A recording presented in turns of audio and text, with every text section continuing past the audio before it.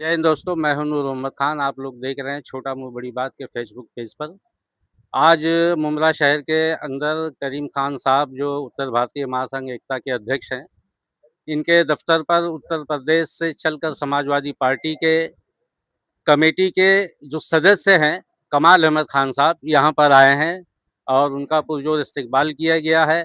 और इसी के साथ में आज मैं उनसे एक बात करना ही चाहता हूँ कि जैसे उत्तर प्रदेश से चल के मुंबई शहर आए हुए हैं, यहाँ पे कई दौरा किया उन्होंने, लेकिन अभी कुछ दिन पहले उत्तर प्रदेश के डुमरियागंज क्षेत्र में भाजपा भूतपूर्व भाजपा एक विधायक हैं, तो उन्होंने एक बयान दिया था, बहुत ही विवादित बयान दिया था, जिनका नाम है राघवेंद्र सिंह।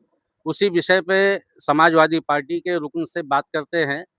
तो बताइए कमाल खान साहब के आपके डुमरियागंज क्षेत्र में जो भूतपूर्व विधायक जी थे भाजपा के रघुवेंद्र सिंह, उन्होंने ये कहा कि अब हिंदू लड़कों से कहा कि 10 लड़कियों को लेकर आइए, हम आपको रोजगार देंगे।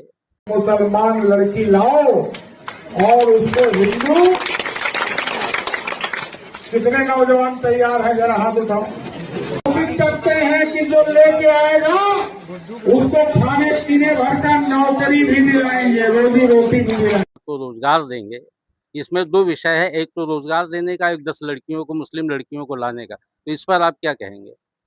देखिए, भारतीय जनता पार्टी जब 2 करोड़ नौकरी देने का वादा देश के प्रधानमंत्री ने किया और 2 करोड़ नौकरी वो नहीं दे सके और देश की जनता को बेवकूफ़ बना करके देश की सबसे बड़ी कुर्सी को उन्होंने हथिया लिया प्रधानमंत्री के रूप में। तो एक छोटा-सा अदना-सा जो नेता उनका है, राघवेंद्र सिंह, जिसका मानसिक संतुलन इस समय बिगड़ चुका है और उसे एक अच्छे इलाज की ज़रूरत है। जब वो इलाज करा करके वो ठीक हो जाएँ, तब ये तय करें कि हमें नौकरी किसको देनी है और किसके लिए क्या बात करनी है।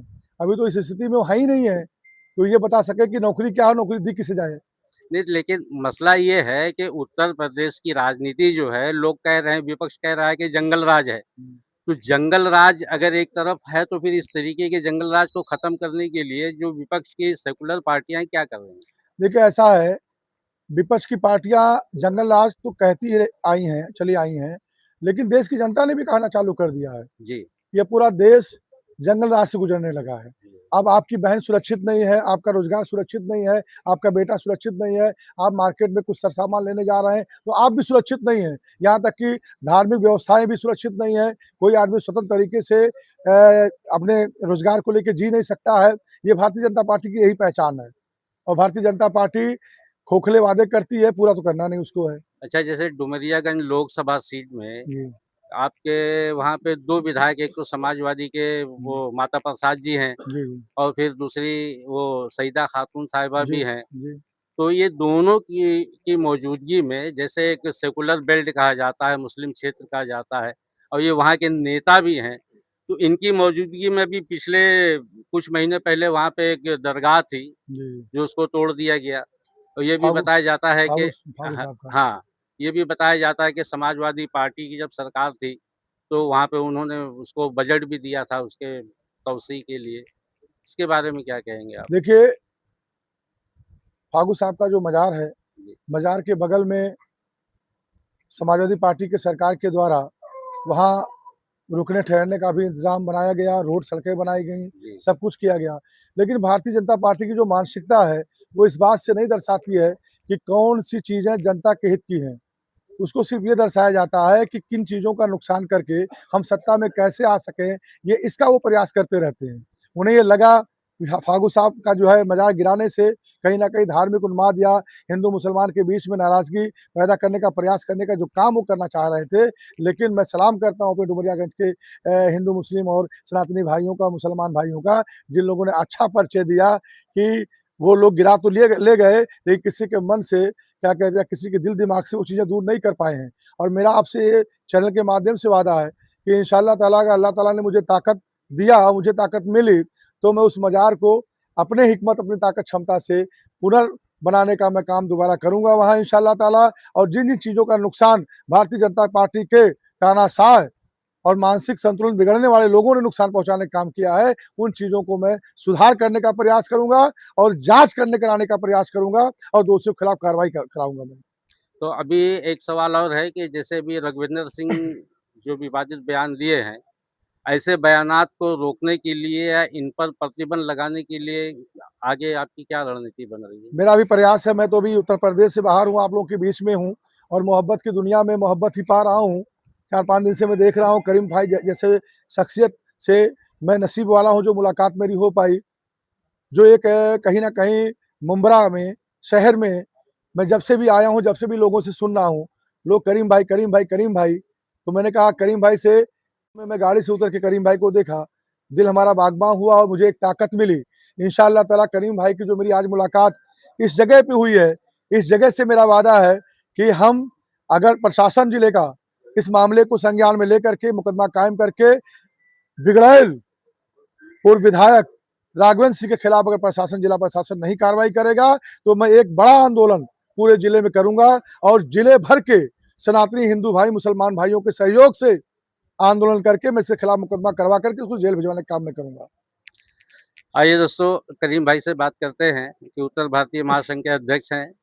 इनसे भी वही सवाल करते हैं कि इनके पास ऐसी कौन-सी तरीका है जिससे जो आज नफ़रत फैलाई जा रही पूरे देश में, उसको कैसे प्रतिबंध उस पे लगाया जाए, मोहब्बत की दुकान कैसे चलाई जाए, उस पे बात करते हैं। करीम भाई, आपका मेरे चैनल पे स्वागत है। आप ये बताइए, अभी जैसे रघविंदर सिंह ने एक बयान दिया, अब इसी तरीके के भाजपाई जो है यहाँ से बिहार तक, अभी बिहार में मैथिली कह रही है कि अलीनगर का नाम हम चेंज कर देंगे अगर हम जीते तो।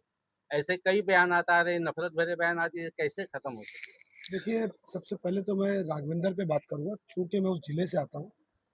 राघवेंद्र सिंह राघवेंद्र की मैं समझता हूँ कि जो हालात वहाँ के हिंदू और मुसलमान दोनों ने किया, जो बाहर किया है जिस तरीके से वहाँ से सईदा खातून को बिठाया है, ये सिर्फ़ मुसलमानों ने नहीं इसको बाहर किया है। क्योंकि इसका एक स्टेटमेंट उस चुनाव के पीरियड में ये भी था कमल भाई, जी, जी। कि अगर हिंदू ने वोट नहीं दिया तो उनका डीएनए चेक कराना पड़ेगा। ये इसी नफ़रती का बयान था। तो इसको हिंदू और मुसलमान देखिए दोनों ने जी, बाहर जी। किया है। अब उस क्षेत्र में और नफ़रत फैलाना चाहता है, दंगा फैलाना चाहता है।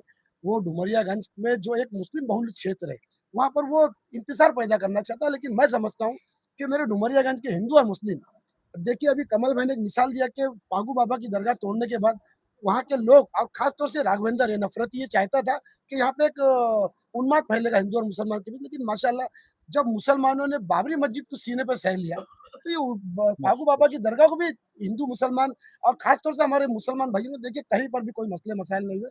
जबकि इसका पूरा प्रयास ये है कि मैं इधर पे हिंदू मुसलमान के दंगे फैलाऊँ, हिंदू मुसलमानों का बँटवारा करूँ। लेकिन मुझे फ़क्र और गर्व है कि मैं भी उस ज़िले से आता हूँ, जिस ज़िला मतलब गौतम बुद्ध की जो धरती मानी जाती है, एक मोहब्बत की धरती मानी जाती है, जिसने मोहब्बत का पैगाम सिर्फ़ उत्तर प्रदेश में नहीं, पूरी देश और दुनिया में दिया है। तो ऐसे नफ़रती कुछ नहीं कर पाएँगे इंशाअल्लाह आने वाले कल में।